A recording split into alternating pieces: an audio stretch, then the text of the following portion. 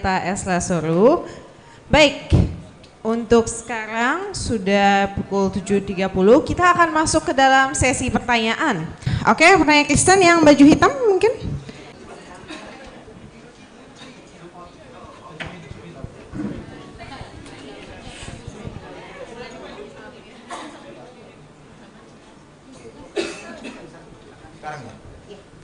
Tes.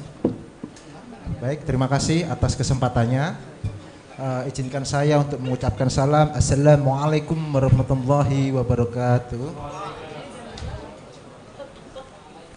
Kenalkan, nama saya Gigi, perwakilan dari Kristen ya. Saya mau menanyakan kepada Bapak Ustadz Kainama. Dari awal itu nggak ada sama sekali ya menampilkan Al-Quran, hanya Injil terus sampai bosan saya. Oke, saya langsung saja ke pertanyaan, bahwa dalam Pak Kainama tadi meyakini bahwa dalikal kitabul la raiba fihi huda lil muttaqin, tidak ada keraguan padanya ya Al-Quran itu. Saya mau menanyakan tentang surah Ali Imran ayat 55 ya, di mana di Ali Imran ayat 55 di apa ini, di situ dikatakan itzqallahu ya Isa ini mutawafika wa rafi'uka ilayya. Tetapi dalam tafsir Ibnu Katsir ya, di situ kan ada kata mutawafika yang artinya mematikan kalau terjemahan bahasa Indonesianya ya. Tetapi saya ingin membawakan dalam tafsir Ibnu Katsir, bahwa tafsir Ibnu Katsir menjelaskan tentang kata mutawafika ini adalah demikian. Pak, waktunya saya 18 detik, boleh langsung tanya saja? Ini. Langsung tanya. Langsung tanya. Iya. Jadi mutawafika dari artinya mematikan. Saya mau tanya itu dalam artian apa? Kalau memang Bapak Kainama tidak meyakini bahwa di Bible itu Yesus tidak mati, tapi dalam Al-Quran ada kata mutawafika. Mungkin Bapak Kainama bisa menjelaskan. Terima kasih. Wassalamualaikum warahmatullahi wabarakatuh. Waalaikumsalam. Ya baik, terima kasih.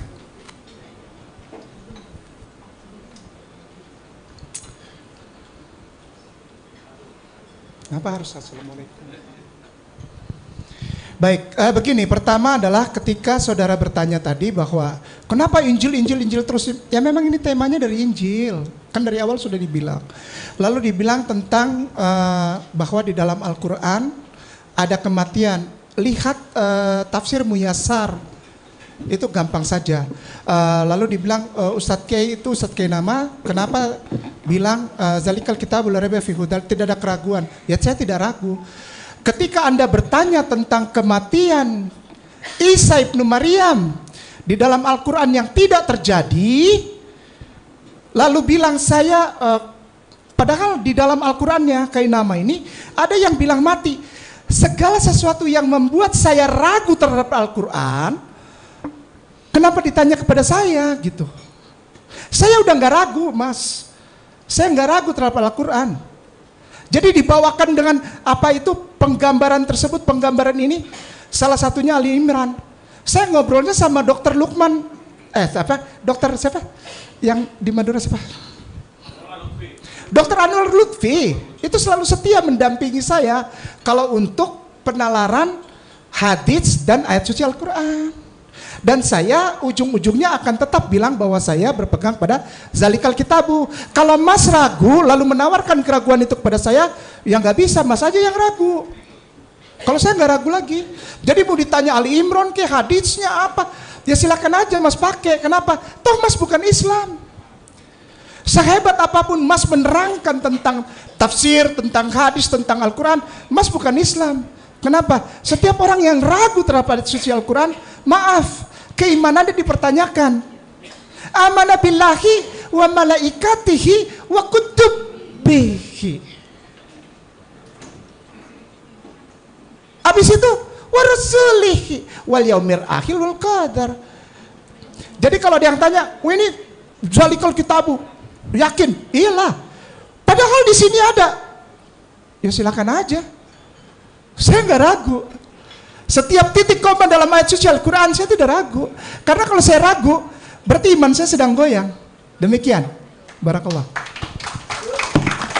Baik, terima kasih. Selanjutnya kepada penanya dari Islam kepada pihak Kristen. Baik, kita mulai dari Ibu Etika.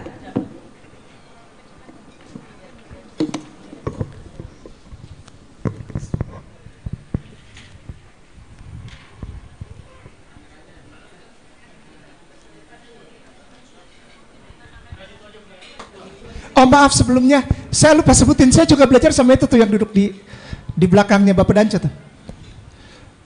Itu guru anak kalau soal hadis sama Quran. Syukran. Yang sama yang duduk di sebelahnya, di belakangnya, di sebelahnya Bung Natsir tuh. Tuh, ada 2 orang tuh yang pecinya sama. Ya, jadi kepada Mas yang tadi bertanya, kenapa saya nggak goyang? Karena pengetahuan saya itu orangnya ada kebetulan datang, barakallah.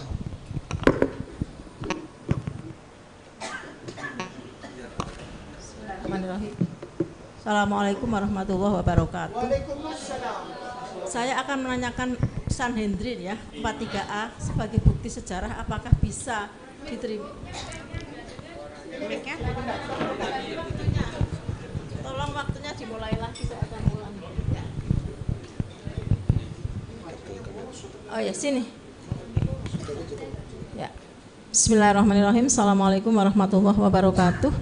Saya akan menanyakan tentang Sanhedrin 43, apakah itu bukti sejarah yang memang bisa dipercaya atau tidak ya, yang tadi disebutkan. Pertama, kita tahu bahwa di situ terjadi penyaliban atau digantungnya Yesus pada PRF Pesah ya, pada malam Pesah. Nah, kita tahu bahwa dalam Injil kanonik, dalam Injil sinopsis ya, Yesus kan dibunuh setelah seder Pesah ya, setelah makan malam terakhir. Itu kita sepakat, berarti itu tanggal 15 Nisan ya, dalam kalender Yahudi. Sedangkan menurut Yohanes, Yesus disalibkan pada PRF Pesah justru pada saat persiapan Pesah, jadi tanggal 14-nya sebelum tanggal 15. Jadi ada perbedaan waktu antara yang disampaikan Yohanes dengan yang disampaikan oleh 3 Injil sinopsis ya. Jadi kita bisa melihat ayatnya di sini, hari itu ialah hari persiapan Paskah, kira-kira jam 12, kata Pilatus kepada orang-orang Yahudi itu, inilah rajamu ya. Sedangkan dalam Injil sinopsis semua mengatakan saat itu Yesus sedang makan seder Pesah. Nah, di dalam tadi Sanhedrin 43 pertanyaannya adalah gini. Kalau itu terjadi PRF Natal, PRF Pesah terjadi pada malam Pesah yang pertama, berarti yang benar hanya menurut Yohanes. Karena menurut yang 3 sinopsis tidak benar karena tanggal 15. Sedangkan yang di sini Yesus Nazarin itu tanggal 14 Pesah, ya. Kemudian yang kedua di ayat 22 berikutnya mengatakan bahwa murid-murid Yesus ya dari Nazarin ini adalah 5 orang ya, adalah Matai dan sebagainya, 5 orang nikah yang semuanya mati juga dihukum mati. Dan yang ketiga, kejadian ini terjadi pada masa Joshua bin Prahya. Jadi pada masa Rabi Joshua bin Prahya yang terjadi pada abad sebelum Masehi, abad kedua sebelum Masehi. Jadi waktunya tidak pas, Pak. Jadi ini gugur sebagai bukti ya. Itu menurut saya. Pertanyaannya apa ya Bu ya? Ya maksudnya artinya menurut saya tunggu terus bagaimana pendapat Bapak gitu ya. Terima kasih. Wassalamualaikum warahmatullahi wabarakatuh. Bagaimana pendapat Bapak?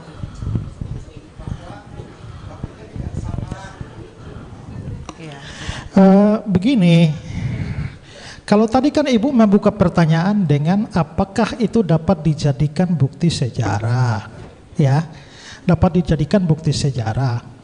Nah, sebenarnya Ibu harus kembali kepada inti yang mau dibicarakan itu apa.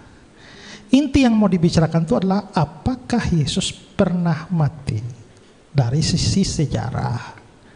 Jadi itu yang menurut saya Ibu mengangkat hal yang sama dengan Pak Kainama. Karena kita tidak bicara soal tafsir ayat ini seperti ini, tafsir ayat itu seperti ini.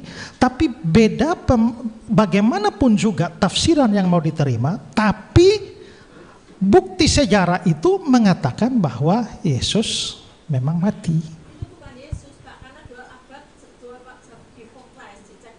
2 abad kapan? Masehi atau sebelum Masehi? Oke, sudah. Begini. Sudah dulu ya Bu ya. Boleh biarkan Pak Begini Esra ya. jawab dulu ya Bu ya. Talmud Babilon ini Talmud Babilonia Ibu ya. Talmud Babilonia ini kumpulan tulisan-tulisan Yahudi disusun antara tahun 70 sampai tahun 500. Ya, jadi memang ada Talmud itu ada bukan hanya selesai pada satu titik, dan mengingat kerangka waktu ini dan juga referensi-referensi awal tentang Yesus, maka para pakar sejarah itu memperkirakan bahwa Talmud Babilonia ini itu justru dari rentang waktu yang panjang. Kita tidak bicara seluruh Talmud itu, tapi ini antara tahun 70 sampai 200. Nah kita, ya jadi ini namanya sejarah Ibu. Sejarah tidak ditulis persis pada waktu itu terjadi. Karena begini, kita bisa tulis sejarah, tapi sejarah tentang Indonesia Merdeka, peristiwa Indonesia Merdeka 1945. Tapi saya sebagai penulis sejarah menulisnya pada tahun 2024. Jadi tidak menunjukkan bahwa teks sejarah itu harus ditulis bertepatan dengan peristiwa itu.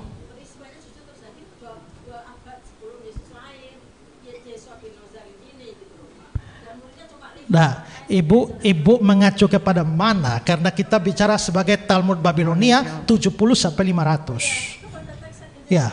Nah, ini itu tentu kita bisa melihat lagi. Tapi waktu kita sekarang tidak cukup. Bagi saya 70 sampai 500 dan maksimal Talmud Babilonia yang dikutip itu pada tahun maksimal tahun 200. Ya. Ya. Jadi bukan 200 Masehi, bukan 200 sebelum Masehi. Ya. Sudah. Ya. Oke. Oke, baik, selanjutnya untuk penanya dari Kristen kembali. Baik, yang baju ungu boleh diberikan. Oh, yang baju ungu dulu ya Pak ya. Sudah angkat tangan. Yang baju ungu. Kristen itu.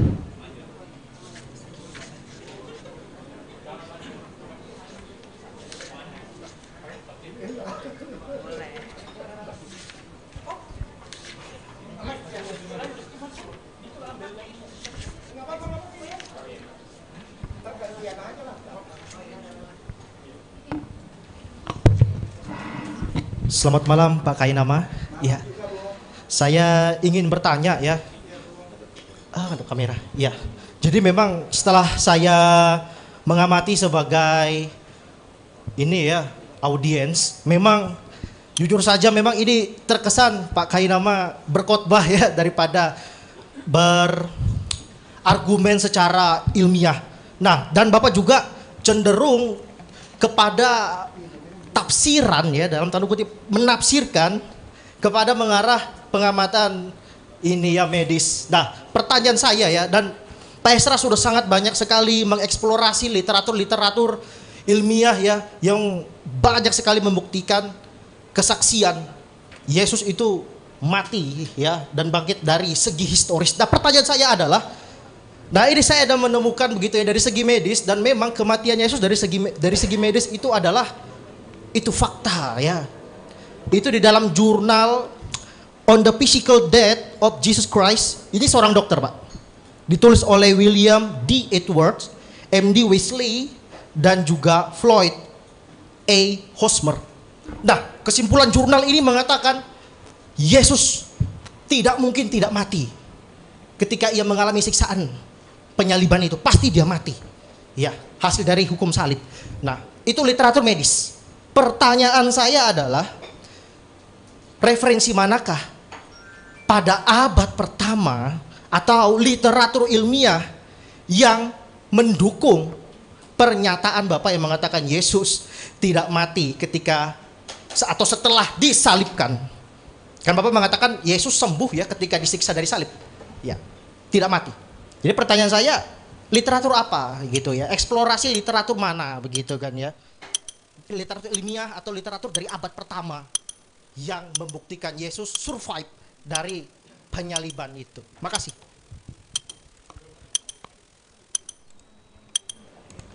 Ya, terima kasih Mas. Mas kemana aja Mas dari tadi? Dari tadi kemana aja? Itu literatur bukan yang tadi saya tampilin itu.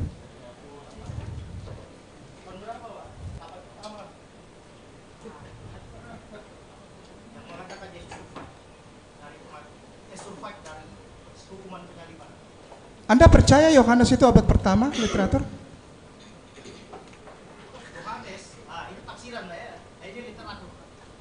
Enggak, itu saya tidak tanya tafsiran, itu literatur bukan bagi Anda. Debat jadinya. Syukran, terima kasih sudah ya, itu literaturnya.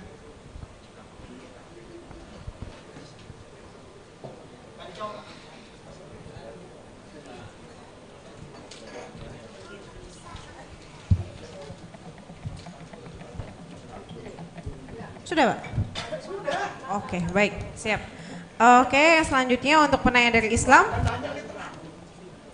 Tadi Bu yang jilbab abu mungkin? Mbak yang jilbab abu mungkin? Boleh yang di tengah? Ya, silakan kira-kira aja. Ya. Assalamualaikum warahmatullahi wabarakatuh. Waalaikumsalam. Saya Gio dari Muslim. Dari tadi kan Bapak Pendeta suka bawa-bawa sejarah nih. Sepertinya Bapak tahu banget tentang sejarah. Nah, bisa tolong Pak disebutkan, ini agak melenceng dari topik boleh ya? Kak moderator. Boleh? Topik kita, ikut tanya jawab topik. di topik kita, Nggak, jangan di luar bawa topik keluar. nggak boleh. Bawa keluar nanti semua bisa bawa tanya kemana-mana, kita lari lain. Oke, kalau buat topik tadi kan sempat Bapak Pendeta kasih lihat di slide Kisah Para Rasul 2:32 TB. Yesus inilah yang dibangkitkan Allah. Itu sebagai bukti bahwa Yesus benar-benar mati terus dibangkitkan, gitu kan Bapak ya. Saya mau tanya, kalau Tuhan itu maha kuasa, kenapa Yesus dibangkitkan? Harusnya kan bangkit sendiri. Secara Tuhan itu maha kuasa, ibaratnya anak kecil aja bisa kok bangun sendiri gitu. Kenapa harus dibangkitkan Tuhan? Yesus inilah yang dibangkitkan Allah. Jadi Tuhan membangkitkan Tuhan gitu Bapak. Jadi seolah-olah Tuhannya ada dua. Terima kasih.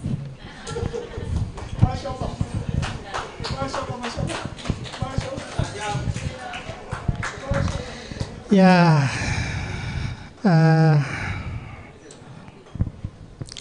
jadi begini, itu kalau kita bahas itu sebenarnya memang itu lari dari topik kita, karena itu sudah menyangkut masalah ketuhanan Yesus. Nah, saudara mau terima atau tidak terima, tapi saudara paham bahwa memang orang Kristen percaya doktrin Allah Tritunggal. Tri dan tunggal, artinya ada bagian trinya, tunggalnya. Nah, tunggalnya itu mengacu kepada hakikatnya, sementara trinya mengacu kepada tiga pribadi, Bapa, Anak, dan Roh Kudus. Jadi kalau ditanyakan bahwa kalau begitu Allahnya ada dua, enggak. Kita enggak percaya demikian, tapi itu kalau dibahas, kita sudah jadi bahas masalah doktrin Allah Tritunggal. Sekarang saya mau menjawab saja pertanyaan saudara begini. Kalau memang Yesus itu Allah, mengapa dia enggak bangkit sendiri tapi dibangkitkan? Nah, penting untuk saudara tahu bahwa, saya kira adik ya baca ayat itu bagus.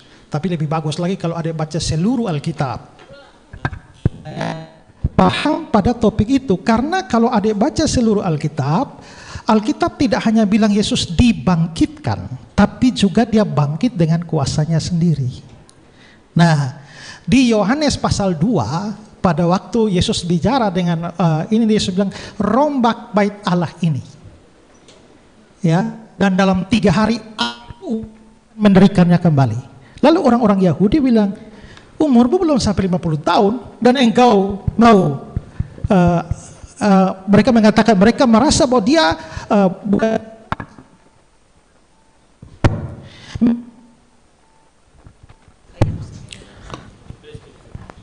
orang membangun bait Allah ini, dan kamu mau bangun dalam 2-3 hari? Nah, tapi Yesus berbicara tidak secara harfiah di sana. Dia bicara, dia memaksudkan suatu arti yang kiasan, bahwa Yang dia maksudkan dengan bait Allah adalah tubuhnya sendiri. Artinya adalah rombak bait Allah ini dalam 3 hari aku akan membangunnya kembali. Bukan orang lain, aku. Nah, lalu kalau bisa tunjukkan ayat Pak? Bisa ini LCD-nya bisa?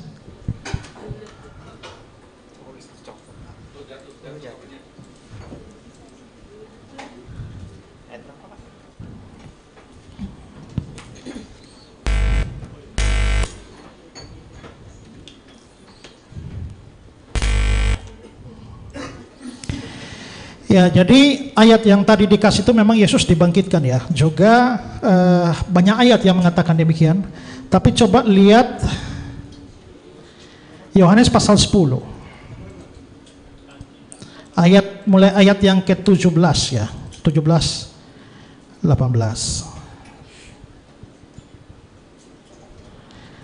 Yohanes 10, 17, 18. Disalin Pak.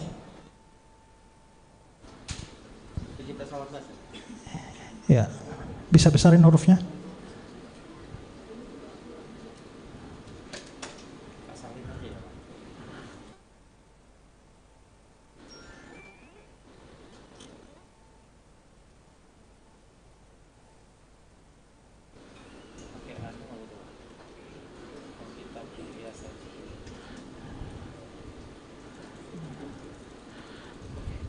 Ya.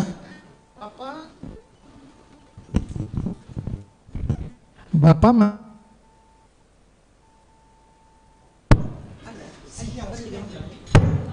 tes. Bapak mengasihi aku oleh karena aku memberikan nyawaku, memberi nyawa ini artinya mati kan, untuk menerimanya kembali. Tidak seorang pun mengambil nyawa daripadaku, melainkan aku memberikannya menurut kehendakku sendiri. Aku berkuasa memberikannya, itu memberikan nyawa, dan berkuasa mengambilnya kembali. Jadi Yesus menyatakan bahwa berkuasa mengambil nyawanya kembali.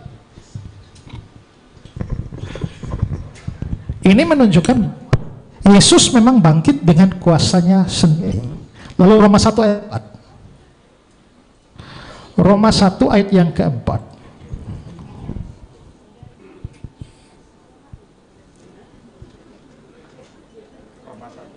Ayat 4.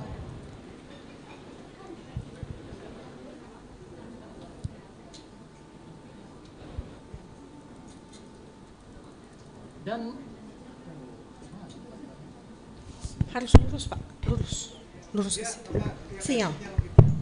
Dan menurut Roh Kekudusan dinyatakan oleh kebangkitannya dari antara orang mati bahwa Dia adalah Allah yang berkuasa, Yesus Kristus Tuhan kita. Menurut Roh Kekudusan itu mengacu kepada Roh Kudus.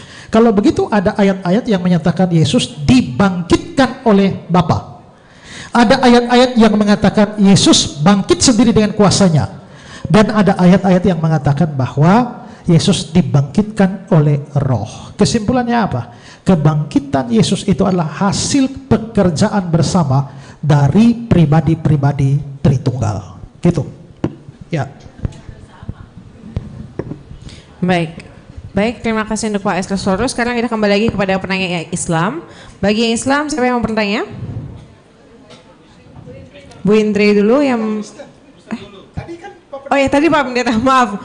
Oke, sekarang boleh kembali kepada penanya dari Kristen. Bapak tadi ya yang, iya betul, silakan, boleh maju ke depan. Itu dia mesti gini, sinyal. Boleh satu lagi nggak? Sinyalnya bukan baterainya, sinyal.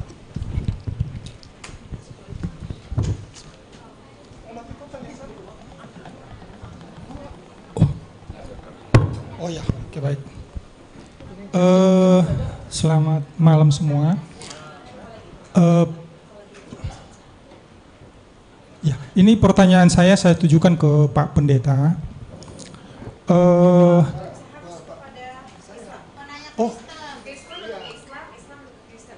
Ya, tapi saya mau menanyakan ini satu hal sebenarnya Bu, ke Pak Pendeta. Boleh ya? Atau kalau boleh, atau kalau boleh dua-duanya nanti akan memberikan tanggapan. Ya, boleh ya Pak ya? Boleh ya Bu? Boleh.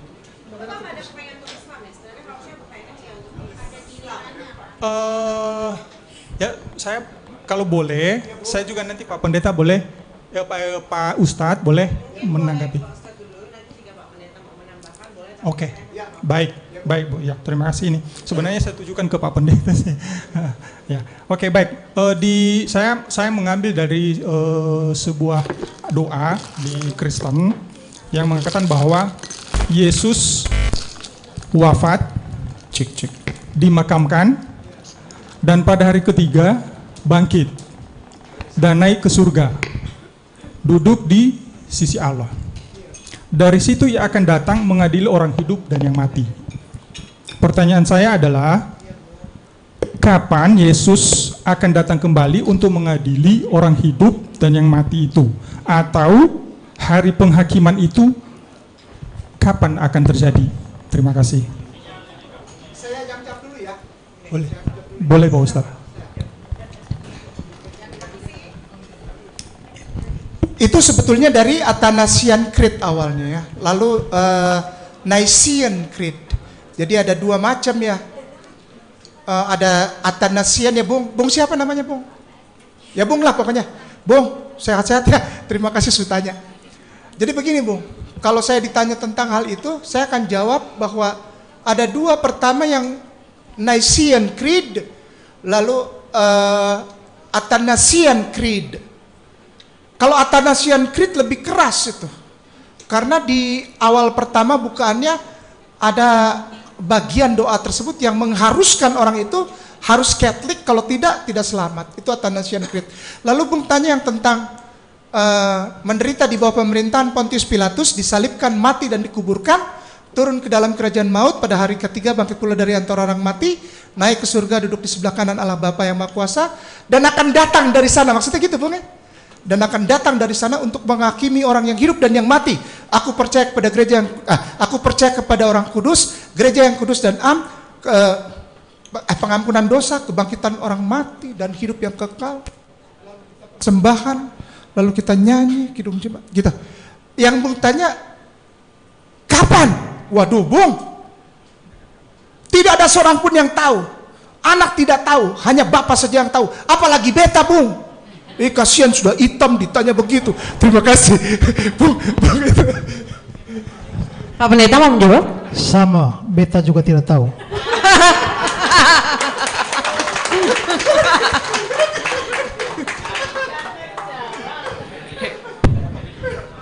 Baik, terima kasih. Selanjutnya dari Ibu Indris, perwakilan Islam. Silakan.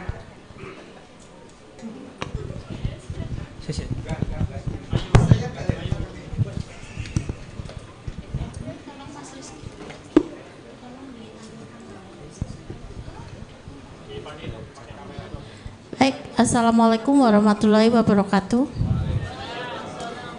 Saya mau menanyakan satu pertanyaan buat Pak Pendeta Ezra Soro. Ini tentang kematian Yesus. Jadi kalau kita mengambil poin tentang Yesus diangkat ke langit, dua-duanya ada, Yesus diangkat ke langit dan Kristen punya Yesus naik ke surga. Tapi tentang kematian tentu berbeda ya. Nah, yang saya mau tanyakan begini. Di Yerusalem, saya sudah masukin itu, tolong ditampilkan ya. Iya boleh. Enggak, gambarnya aja. Jadi saya menampilkan data di Yerusalem. Ini ada tulisan crux ya. Pak Pendeta Ezra Soro bisa lihat? Ada crux, itu yang saya kasih layang-layang. Penonton juga bisa lihat ya. Crux itu adanya di Yerusalem, di Via Dolorosa, di perjalanan Yesus waktu mau disalib. Sedangkan di Alkitab disebutkan cross, tetapi di Yerusalem disebutkan crux. Pertanyaannya Bu? Saya mau mengambil ayat sebentar ya. Ini dukungan ayatnya dari 20 Bible. detik lagi. Dengan membeli kita, Kristus melepaskan kita dari kutuk hukum dengan menjadi orang yang dikutuk, menggantikan kita, karena ada tertulis terkutuklah setiap orang yang digantung pada sebuah tiang. Jadi crux itu stauros itu disula seperti itu ya. Jadi ini ada pengaburan pemberitaan antara cross dan crux. Jadi Oke, yang Bu, saya sudah habis tanyakan, waktunya. yang saya Langsung tanyakan, iya, yang betul crux atau cross, bagaimana bisa crux menjadi cross? Thank you, terima kasih. Assalamualaikum warahmatullahi wabarakatuh.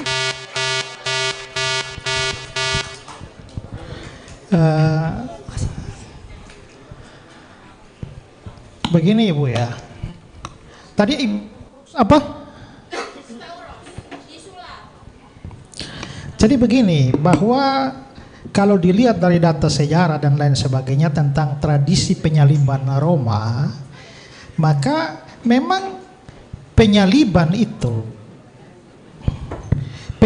itu ada macam-macam bentuknya. Jadi ada yang disalib seperti salibnya yang orang banyak ditunjukkan di dalam gambar-gambar Kristen. Jadi ada kepalanya, ada vertikalnya, dan juga ada horizontalnya. Ada juga yang tak ada cabang atasnya, lalu dia hanya berbentuk seperti T. Nah, Pak, saya minta kepastian aja. Jadi Yesus itu disalib, satu disulap. Karena cross dengan crux berbeda, dan kita lihat buktinya di Yerusalem adalah crux. Oke, sudah jadi ya Bu gini ya. loh, ya. Nah, lalu saya lanjutkan sedikit. Ada yang namanya rux decussata, itu bentuknya X. Nah sekarang kalau Ibu tanya bentuknya bagaimana, suruh saya pastikan. Pertama ingatlah bahwa Yesus dikatakan tangan dan kakinya dipaku. Itu pasti sudah berbentuk ini dan ada tulisan di atasnya bahwa inilah Raja orang Yahudi. Itu sudah pasti ada di atas. Karena itulah maka salibnya adalah salib cross. Kalau Ibu tanya kenapa di situ ini, saya nggak tahu kenapa. Bukan urusan saya itu. Dan itu bukan Alkitab. Itu Bible-nya Bapak kan? Loh, itu Bible. Maaf Bu, tidak boleh ada pertanyaan tambahan lagi, hanya tetap di cross dan Nah, Ibu hanya ambil foto di sana. Kita tidak jadikan foto itu sebagai dasar. Kita di Alkitab. Ya, saya percaya yang cross seperti dipercaya orang Kristen sekarang. Saya nggak percaya itu kalau Ibu melihat bahwa ada crux berbeda dan ambil di sana, itu foto di sana itu bukan dasar iman Kristen, tapi Alkitab. Baik, oke, selanjutnya untuk penanya dari Kristen, Bapak Pendeta, silakan.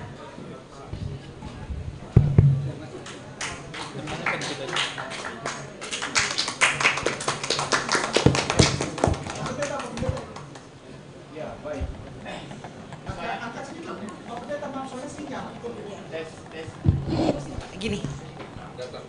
Nah.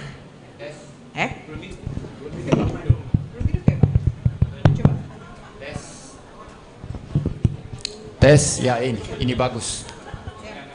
Ya baik, dari argumentasi Pak Kainama dari tadi, itu sebetulnya saya melihat begitu banyak problem logika dan akademik.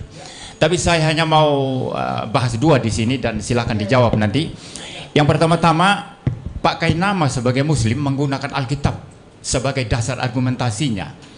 Lalu kemudian berdasarkan beberapa teks Alkitab, dia menyimpulkan bahwa Yesus tidak mati di salib. Tapi ini ketidakjujuran. Kenapa? Mengapa tidak membahas juga teks Alkitab yang mengatakan Yesus mati di salib? Ada begitu banyak yang dikatakan oleh Pak Pendeta Esra tadi. Harusnya kalau mau jujur, bahas itu juga, bantah itu. Itu pertama, itu ketidakjujuran yang pertama. Yang kedua, jelas dari Pak Esra tadi ketika mengutip ayat-ayat Alkitab itu jelas ada ayat yang mengatakan Yesus dikubur, Yesus mati, Yesus bangkit, begitu jelas eksplisit. Tidak pakai menafsirkan terlalu panjang lebar, itu jelas eksplisit. Yang kita minta itu dari Pak Kainama ayat eksplisit dari Alkitab yang mana yang mengatakan Yesus tidak mati. Tidak ada. Maka itu semua berdasarkan tafsiran dia mengambil kesimpulan yang mengatakan Yesus tidak mati. Baik, Ya, saya pertanyaannya, pikir Pak. itu ya. Ya, itu pertanyaan saya, silakan dijawab. Belum ada pertanyaannya, Pak. Problem ini silakan dijawab kan? Ya itu pertanyaannya. Itu baru pernyataan. Tunjukkan teks Alkitab yang clear, yang eksplisit yang mengatakan Yesus tidak mati. Coba buka Alkitab sekarang, satu ayat saja. Baik. Saya tantang satu ayat saja, buka sekarang. Oke, baik, itu pertanyaannya. Silakan ya. dijawab. Baik. Terima kasih, Pak.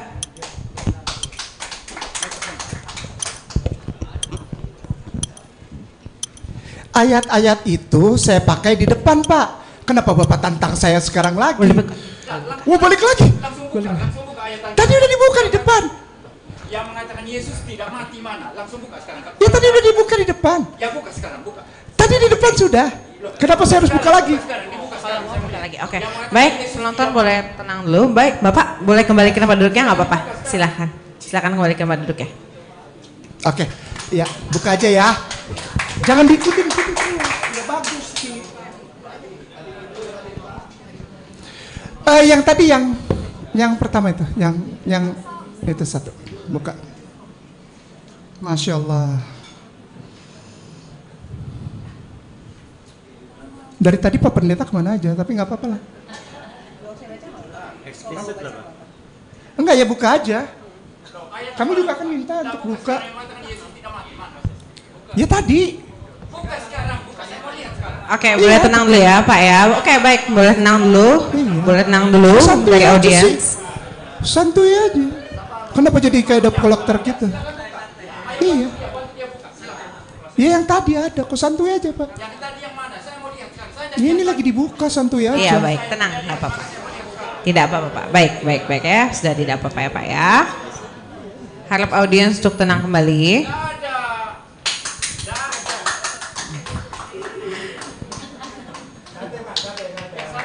Oke, tenang aja Pak. Terus.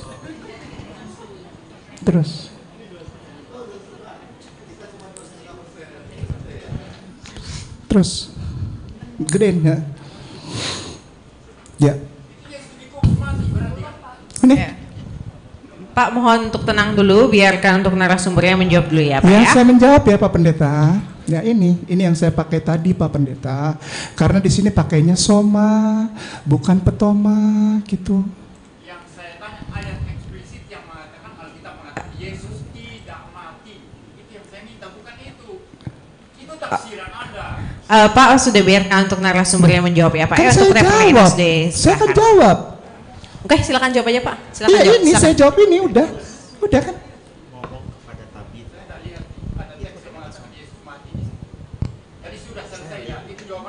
Iya ya udah kan. Ya nggak apa-apa kan? Ya udah kan. Iya kan. Baik, oke. Untuk selanjutnya untuk pertanyaan dari Islam Pak yang hijau, baju hijau. Mana baju hijau? Sabar Pak. Pasti kebagian Pak. Tenang Pak, pasti kebagian.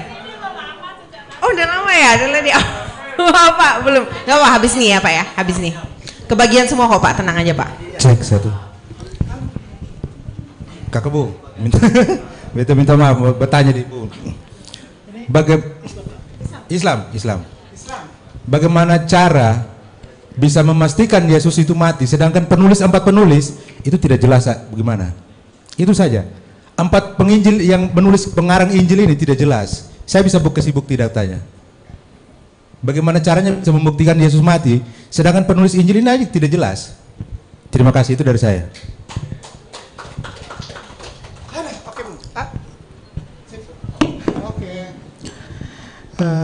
Saya nggak tahu apa yang dia maksud dan tidak jelas. Matius, Markus, Lukas, Yohanes. Matius itu rasul, Markus bukan rasul. Markus itu muridnya Petrus. Lukas itu bukan rasul. Lukas itu adalah sahabatnya Paulus. Lalu Yohanes itu rasul. Nah, sekarang apa yang tidak jelas? Karena begini, memang di dalam teks-teks itu tidak ada namanya. Tetapi kesaksian dari bapak-bapak gereja yang hidup begitu dekat dengan zaman para rasul, misalnya Papias, itu mempunyai sumber-sumber catatan yang menjelaskan bahwa yang menulis itu adalah Matius Rasul, Markus sahabat Petrus, Lukas sahabat Paulus, dan Yohanes Rasul. Jadi apanya yang tidak jelas? Semua jelas kok. Itu aja. Lihat kembali ke sini. Maaf, tidak, sudah cukup satu pertanyaannya. Oke, next pertanyaan dari Kristen, silakan Pak Budi.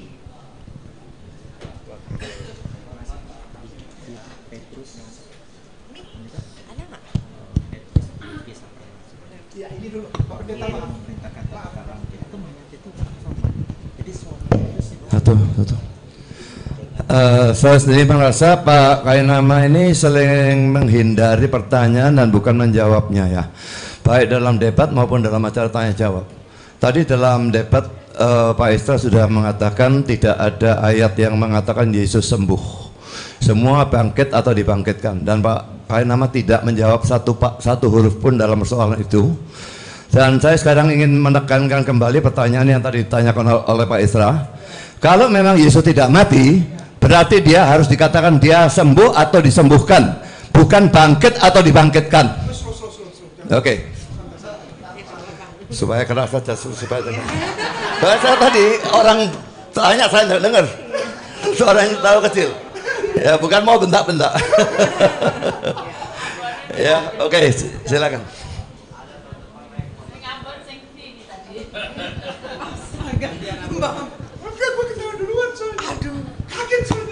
Jadi pertanyaan tadi, Yesus sembuh atau tidak sembuh, bangkitkan atau tidak dibangkitkan? Bukan, soal sembuh. Sembuh atau tidak sembuhnya? Dia sembuh, saya bilang sembuh. Mana ayatnya? Ayatnya? Semua bilang bangkit atau dibangkitkan, tidak ada sembuh atau disembuhkan. Ya saya bilang sembuh, boleh. Oke, ayatnya. Ayatnya ada. Tadi saya sudah tampilkan. Tadi saya sudah tampilkan. Ini sama semua.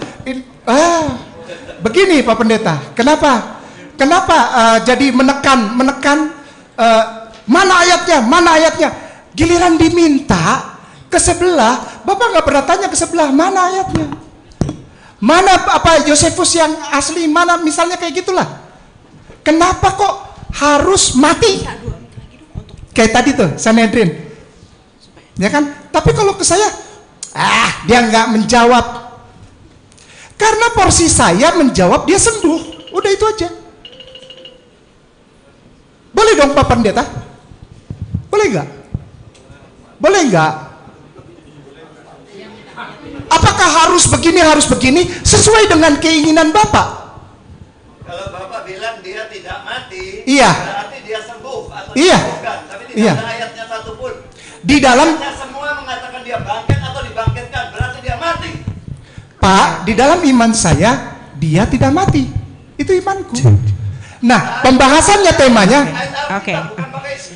Karena permintaan hari ini debatnya adalah untuk membahas ayat-ayat dari Alkitab, membawa kekuatan parameter dari paparan dari Alkitab. Oke, baik, tenang ya. Baik, boleh tenang ya Pak ya. Itu kan sudah dikasih tahu ini. Baik, baik, sudah dijawab dari narasumbernya. Berarti ini ya Pak ayatnya? Iya. Oke, berarti ini ayatnya Pak. Iya. Terima tidak terima sudah Pak. Iya. Baik ya. Gitu loh. Hanya ini ayatnya. Hanya ini ayatnya. Loh, sekarang saya tanya, apakah tadi yang eksplisit ada nama Yesus di situ di dalam catatan sejarah? Nggak apa-apa, saya bisa nerima Pak Esra menyampaikan itu kepada saya Pak. Nggak perlu dimarah-marahin saya nggak perlu ngikutin Bapak. Karena ini saya mengikuti pola yang ada di dalam tema. Bahwa saya tidak membawa keislaman saya dalam membawa tema Yesus tidak mati gitu. Kalau iman saya bilang Yesus tidak mati sampai kapanpun tidak Pak. Jadi kalau dituntut untuk ayatnya mana? Sembuh dia, dibangkitkan. Kok gitu Pak? Ini kan debat. Saya ajukan ini, terus kenapa? Kenapa jadi Bapak marah-marah? Kalau nggak terima ya nggak apa-apa. Iya. Ya nggak apa-apa, itu menurut Bapak. Ya nggak apa-apa. Menurut Bapak kan, nggak apa-apa kan? Boleh dong? Ya toh? Hah? Nggak boleh? Ada undang-undang di dalam debat di Indonesia. Saya melakukan kesalahan hukum gitu. Oke, baik, sudah ya Pak ya. Iya. Tadi waktu ditanya tentang akhir zaman bahwa Sudah Pak ya. Oke Pak, sudah ya Pak ya. Tadi sudah berikan pertanyaan. Ya tidak tahu memang. Sudah. Tidak tahu. Sudah. Iya, nggak masalah. Sudah. Oke, next. Ya kan udah dijawab. Masalah terima atau tidak itu kan tergantung Baik, Bapak. oke, selanjutnya ya. Oke, penanya dari Kristen sudah. Next, penanya dari Islam. Tunggu, biar clear dulu. Maaf. Biar clear dulu ke Pak Budi. Apakah Bapak terbiasa memaksakan kehendak begini, Pak? Nggak bisa lah. Itu jawaban saya. Loh, saya sudah jawab kok. Jawabannya menurut hanya itu saja jawabannya. Iya, tidak kan? ada tambahan yang lainnya. Bukan menurut Bapak, kalau Bapak merasa tidak cocok, it's okay. Saya hargai itu. Ya? Berarti semuanya ini hobi menghakimi. Gitu. Jangan santuy aja, santuy. Oke. Silakan. Lanjut, Bapak berkopiah hitam, batik orange hitam, Bapak boleh silakan maju. Bapak dulu yang pakai batik dulu, sudah terselingi sekali. Silakan. Terima kasih atas kesempatannya. Saya mohon izin bertanya kepada yang saya hormati Pak Pendeta Ezra. Tadi di sela-sela menjelaskan argumentasi Pak Pendeta berkaitan dengan penyaliban Yesus, Bapak sempat menyebutkan sebuah doktrin dalam agama Kristen yang mana Yesus itu mati di kayu salib untuk menebus dosa umat manusia. Pertanyaan saya, atas dasar yang Bapak sebutkan tadi, kenapa kemudian Tuhan Bapak atau Allah harus, kalau pinjam diksinya Pak Pendeta, pakai acara mengorbankan anaknya supaya umat manusia bisa diampuni? Kenapa tidak dengan kemahakuasaannya aja itu langsung mengampuni semuanya tanpa harus mengorbankan anak satu-satunya? Terima kasih.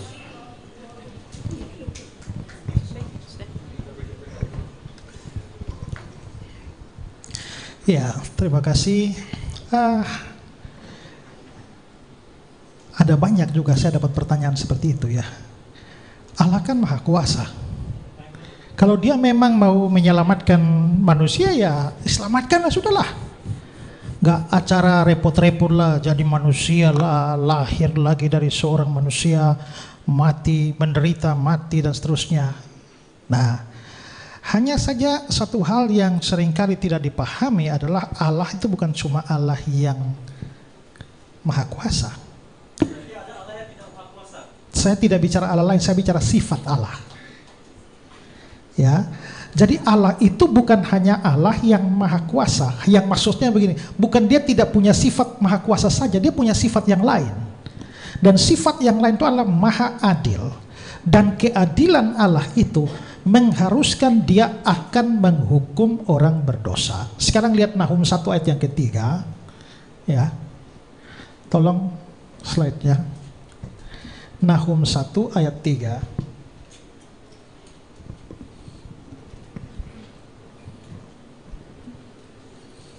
Tuhan itu panjang sabar, besar kuasanya, berarti dia maha kuasa kan? Tapi dia tidak sekali membebaskan dari hukuman orang yang bersalah. Dia tidak sekali-kali membebaskan dari hukuman orang bersalah. Maka orang bersalah, orang berdosa harus dihukum. Ya kan? Nah, lalu hukumannya apa? Nah, kalau kita mengacu kitab Kejadian pasal yang kedua, ayat yang ke-17, pada waktu Adam dan Hawa itu berdosa, sebelum itu terjadi Tuhan sudah kasih peringatan dalam Kejadian 2 ayat 17. Itu dibilang, tetapi pohon pengetahuan tentang yang baik dan jatuh jangan kau makan buahnya, sebab pada hari engkau memakannya pastilah engkau mati. Maka akibat dosa itu mati, dan itu sejalan dengan Roma 6 ayat 23 ya. Nah, berarti Allah akan memberikan hukuman dan hukumannya mati kepada manusia, mati rohaninya, jasmaninya, dan mati kekal di dalam neraka. Nah, maka bagaimana manusia bisa diselamatkan dari semua itu? Nah, Kekristenan tidak percaya manusia bisa selamat dengan perbuatan baiknya, amal salehnya, tidak. Tapi dosa itu hutang di hadapan Allah. Dalam doa Bapa kami, ampunilah kesalahan kami, itu opelema, artinya hutang kami. Nah, karena itulah maka manusia, karena dia sudah berdosa dan dia pasti dihukum oleh Allah, sementara dia tidak punya cara apapun untuk melepaskan diri dari hukuman Allah, maka satu-satunya cara untuk keselamatan adalah harus ada orang lain yang menyelamatkan dia. Harus ada orang lain yang menebus dia. Karena istilah tebus dipakai itu karena berkaitan dengan konsep hutang tadi. Nah, kalau begitu siapakah yang berhak atau mempunyai siapakah yang layak untuk menjadi juru selamat?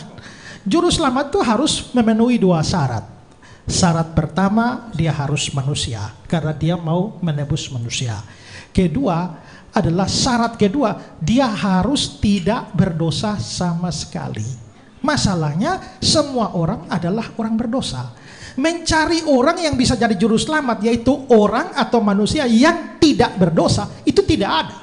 Karena semua manusia berdosa. Padahal kita butuh satu orang yang tidak berdosa. Di dunia ini semua ada, manusia ada, hanya semua berdosa. Ingat, juru selamat tidak boleh ada satu dosa pun. Satu dosa saja juru selamatnya juga tidak selamat. Karena itu harus tidak berdosa sama sekali. Nah, lalu berarti tidak bisa dapat juru selamat dari kalangan manusia. Maka kita melihat ke surga. Di surga ada Allah yang tidak berdosa, tapi Allahnya itu bukan manusia. Jadi bagaimana di sini ada manusia tapi berdosa, di sana ada yang tidak berdosa tapi bukan manusia. Maka disitulah misteri inkarnasi terjadi, yaitu Allah jelma jadi manusia. Nah, waktu dia jelma jadi manusia, dia nggak berhenti jadi Allah. Karena itulah orang Kristen percaya bahwa dia bukan Allah berubah menjadi manusia. Enggak, Allah nggak pernah berubah jadi manusia. Dia mengambil hakikat manusia tanpa kehilangan hakikat ilahi. Maka itulah sebabnya orang Kristen percaya dia adalah Allah dan manusia. Nah, sabar. Saudara tidak punya hak bicara, saya masih bicara, ya. Nah, karena itulah maka kita bisa melihat, nah, kalau dia sudah jadi, Yesus sudah hadir sebagai Allah manusia, artinya juru selamatnya sudah tersedia. Kalau juru selamatnya sudah tersedia, juru selamat kan kerjanya itu menyelamatkan. Menyelamatkan dengan cara apa? Menanggung hukuman yang harus diterima oleh manusia berdosa. Hukumannya apa? Mati tadi. Kalau begitu, juru selamatnya itu harus mati. Ya, harus mati. Ini secara teologis. Itulah sebabnya maka mengapa Allah tidak hanya sekalian menyelamatkan saja, maka dia mengabaikan keadilan yang harus menghukum dosa. Karena itulah Yesus satu-satunya orang yang memenuhi syarat, lalu akhirnya dia bayar hukuman dosa itu dengan cara mati di kayu salib. Dan selanjutnya keselamatan manusia tidak ditentukan lagi dengan perbuatan baik, tapi iman kepada Yesus. Saya ini orang berdosa, Pak, dan saya harus binasa. Tapi Tuhan Allah di surga telah menimpakan hukuman dosa saya itu bukan kepada saya, tapi kepada juru selamat saya. Maka saya tak mungkin dihukum. Bapak juga orang berdosa. Masalahnya Bapak gak punya juru selamat. Dan kalau Allah harus menghukum, dia pasti menghukum Bapak. Jadi sebelum Bapak binasa, sebaiknya Bapak punya juru selamat. Namanya Yesus Kristus Tuhan. Oke, sudah ya Pak ya. Tidak ada pertanyaan tambahan. Next, selanjutnya dari Kristen. Silakan. Yang kacamata. Mas, boleh tolong?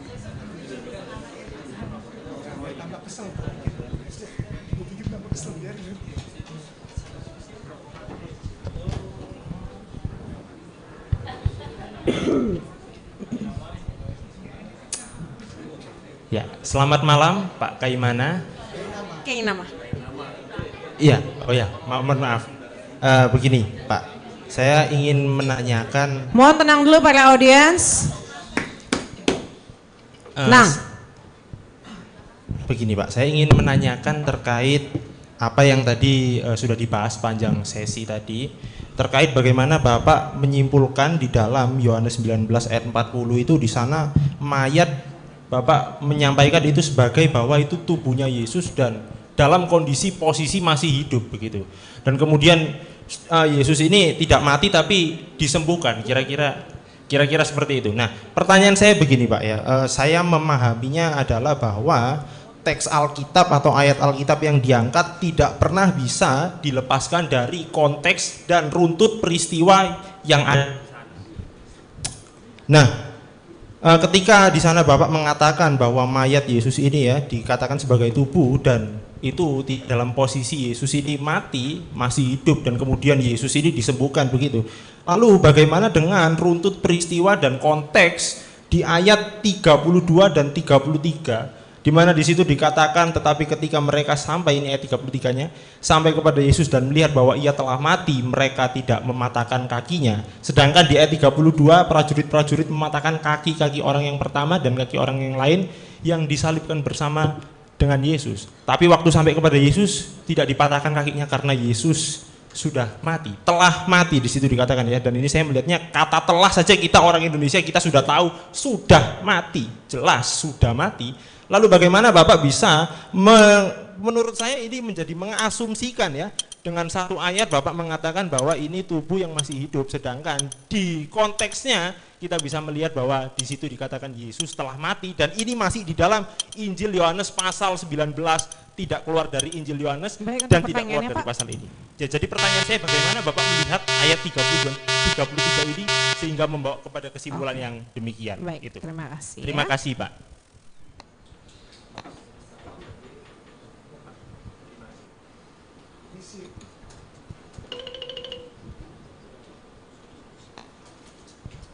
Ya, di sini saya lihat Soma ketika tema membawa saya ke dalam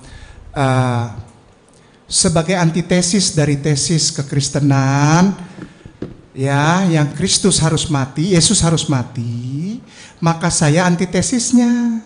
Maka itu saya bawa ayat ini, bukan diasumsikan.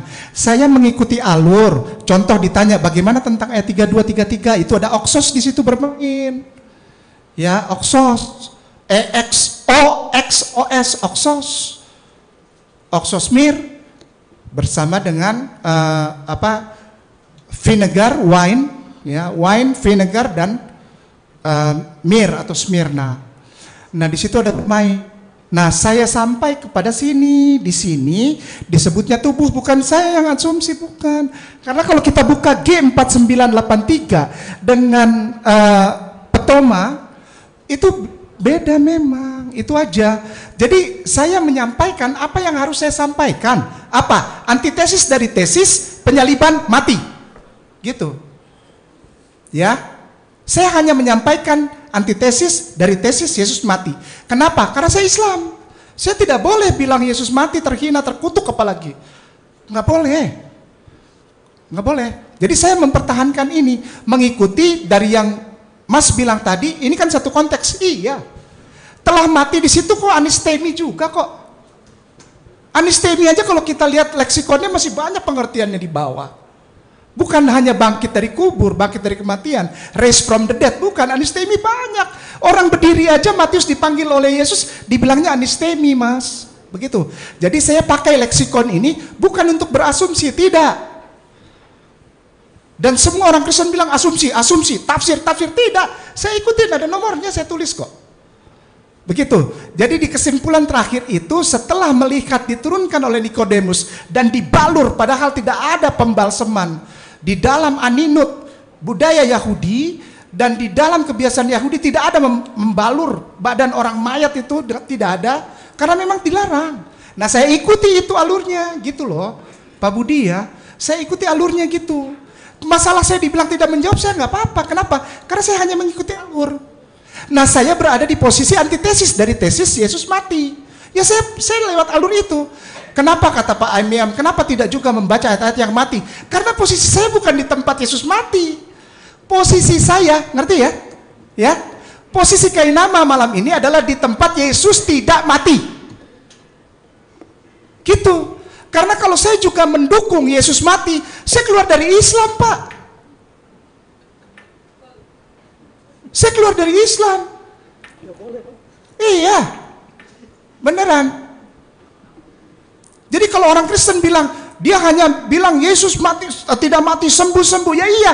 Saya mengikuti alur yang tidak berasumsi, tapi mengikuti alur, tapi saya tetap tidak mengganggu gugat akidah saya. Apa itu? Yesus tidak mati. Kalau masalah tidak diterima ya nggak apa-apa, itu kan urusannya orang Kristen. Ya, berarti memang ditunjukkan bagaimana caranya Kainama ini harus dibikin jatuh dia. Kenapa? Yesus harus mati. Gitu kan? Apapun caranya Yesus harus mati. Bahkan membuat antitesis terhadap tesis tidak mati saja, itu tidak boleh di sini. Sama orang Kristen tidak boleh. Tunjukkan satu ayat, mana eksplisit. Sama. Apakah ada di dalam Bible eksplisit Yesus bilang, aku Tuhan, sembahlah aku?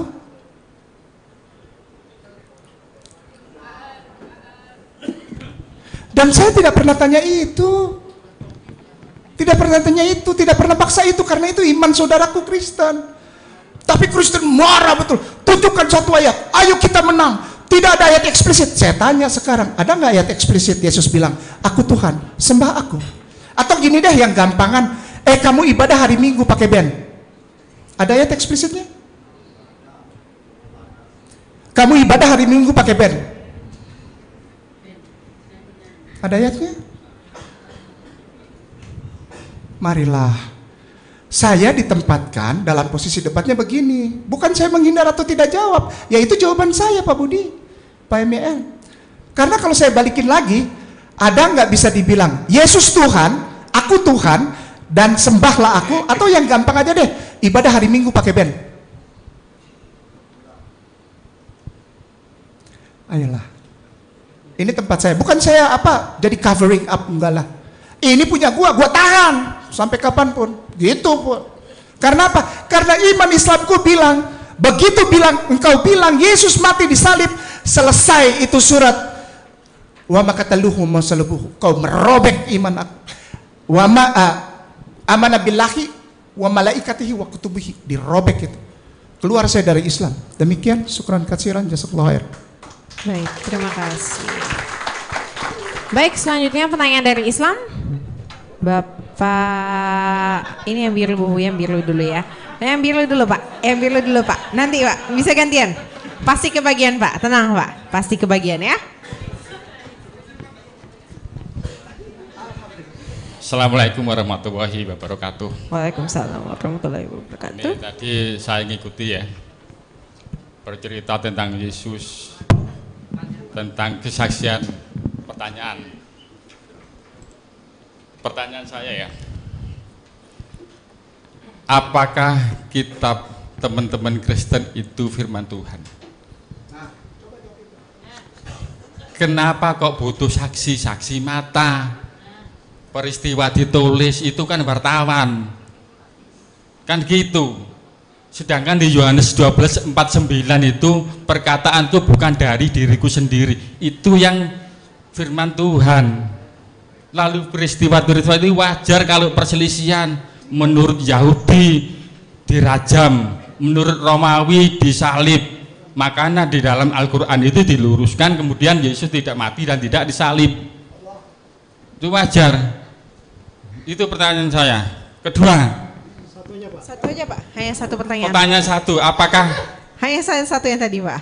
Ya, apakah kitab teman-teman Kristen itu firman Tuhan? Kenapa kok kesaksian itu dijadikan firman Tuhan? Sedangkan firman Tuhan itu bersumber dari ucapan Yesus sesuai dengan Yohanes 12:49-50. Yang kedua, sudah hanya satu pertanyaan Pak, hanya satu pertanyaan. Kalau Petrus menurut Lukas sebagai saksi mata, mengapa Injilnya Petrus dihukumi Injil apokrif? Tidak boleh. Yang keduanya tidak bisa ya Pak, hanya pertanyaan pertama. Baik, silakan Pak Esrasul untuk menjawab. Nah, Anda kalau mau bicara soal iman Kristen, Anda tidak boleh memaksakan paradigma Anda untuk cocok dengan kami. Ya, maka Pak Kainama harap diam dulu. Ya, maksudnya begini, bahwa Anda harus bertanya apa yang orang Kristen maksudkan dengan firman Allah. Apakah itu firman Allah yang dimaksudkan itu adalah semua adalah kata-kata yang keluar dari mulut Allah? Kalau Anda punya definisi begitu ya silakan, tapi kami tidak punya definisi begitu. Yang kami maksudkan dengan definisi firman Allah, kami tahu di dalam Alkitab ada kata-kata Allah, ya. Kata-kata manusia juga ada. Kata-kata malaikat juga ada. Kata-kata iblis juga ada. Tapi kan semua kan tertulis. Sekarang coba tolong 2 Timotius 3 ayat 16. Semuanya kan tertulis di sana. Nah, kalau lihat ayat 2 Timotius pasal 3 ayat yang ke-16. Dia bilang begini. Segala tulisan yang diilhamkan Allah. Nah, kata diilhamkan di situ ya. Itu segala tulisan, kalau Bapak lihat nanti Alkitab lain, terjemahan lama, terjemahan yang lain, all scripture. Jadi itu merujuk pada seluruh kitab suci, diilhamkan Allah, itu menggunakan kata Yunani theopneustos. Theos itu Allah, pneuma itu nafas. Jadi theopneustos artinya dinafaskan oleh Allah. Nah, apa artinya dinafaskan oleh Allah? Inilah yang namanya doktrin tentang inspirasi. Artinya bahwa para penulis itu memang menulis.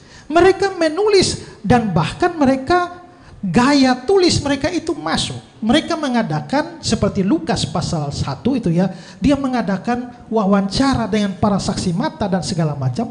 Kalau begitu, di mana peranan theopneustos itu? Disitulah pekerjaan Allah melalui Roh Kudusnya untuk menjamin bahwa setiap tulisan, entah itu narasi, entah itu nubuatan, entah itu puisi, entah itu surat-surat dan lain sebagainya, semua ada dalam koridor pengilhaman Roh Kudus. Karena semua itu ada dalam pengilhaman Roh Kudus, makanya semua bersumber dari Allah walaupun ditulis oleh orang. Dan karena itulah orang Kristen mau mengatakan bahwa itu adalah firman Allah. Anda punya definisi lain silakan, tapi kalau Anda mau mengkritik kami, Anda harus mengikuti dong definisi kami. Tidak bisa memaksakan definisi Anda kepada kami. Sekarang, kenapa harus pakai saksi mata? Justru itu menunjukkan bahwa iman Kristen itu bisa dibuktikan dalam sejarah. Ya, jadi apa yang dikatakan di dalam Alkitab itu betul-betul suatu kesaksian sejarah. Bukan hanya teori tiba-tiba aduh Allah bicara dari langit tidak ada saksi mata. Lalu siapa yang tahu itu asli betul-betul terjadi? Hanya Allah dan orang itu. Mungkin Anda punya pemahaman begitu. Dan karenanya saya nggak tahu ya, tapi Quran kayaknya tidak pakai saksi mata. Hanya Allah bicara kepada Muhammad dan hanya Allah dan Muhammad yang tahu. Dan kita tidak tahu, tidak ada saksi mata yang membenarkan hal itu. Tapi itu beda dengan Alkitab. Alkitab ada saksi mata, ada catatan sejarah. Lukas menyinggung dalam catatannya semua penguasa-penguasa yang berkuasa pada dunia Romawi maupun Yahudi pada saat itu zaman Yesus ada. Kalau begitu, maka kebenaran Alkitab bukan hanya kebenaran teologis, tapi kebenaran sejarah. Nah, karena itulah waktu kita bicara soal kematian dan kebangkitan, itu bukan seperti yang Pak Kainama bilang bahwa Anda maunya begini, saya maunya begini. Bukan soal Pak Kainama bilang bahwa ya saya kalau percaya Yesus mati, ya saya bubar jadi Islam. Betul. Lalu kalau saya percaya Yesus mati, bahwa saya jadi Kristen. Artinya adalah bahwa Anda dikendalikan tidak objektif. Persoalannya adalah bukan masalah Anda mau masuk Kristen atau Islam, tapi data sejarahnya itu mana. Nah sekarang begini, kalau Pak Kainama tetap berpegangan bahwa karena saya Islam maka saya harus percaya Yesus tidak mati, sementara semua data sejarah itu membuktikan Yesus mati, maka itu berarti iman Pak Kainama tidak atas dasar sejarah. Itu iman kosong, iman buta. Karena itu saya tawarkan, Pak, sebelum almarhum baliklah.